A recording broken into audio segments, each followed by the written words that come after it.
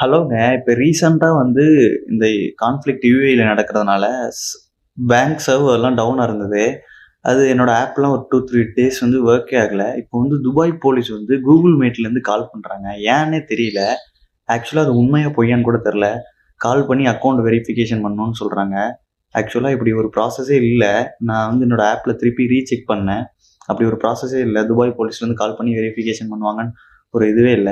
என்கிட்ட கரெக்ட்டா கேட்குறாங்க. உங்களுக்கு என்னைக்கு சேலரி டேட்டு? எப்ப சேலரி வரும்? அப்ப சொல்லுங்க. ஃபர்ஸ்ட் எடுத்தோனே உங்க அக்கவுண்ட்ல எவ்வளோ பேலன்ஸ் இருக்குன்னு கேட்குறாங்க. என் அக்கவுண்ட்ல பேலன்ஸ் இல்லன்னு சொல்லிட்டேன் நானு. அதனால கட் பண்ணிட்டாங்க. உங்களுக்கு சேலரி எப்போ வருமோ அப்படின்னு சொன்னா, நான் ஒரு டேட் சொன்னேன். திருப்பி கரெக்ட்டா அதே டேட்டுக்கு கால் பண்றாங்க. Tell me sir, good morning. Yes, my dear, is this Adal speaking with your call to you from Dubai, please. How are you? Fine sir. Yesterday I will call you, right? Yes sir. Yeah, now you receive your salary, sir? No sir, I didn't receive sir. Which time you receive a salary?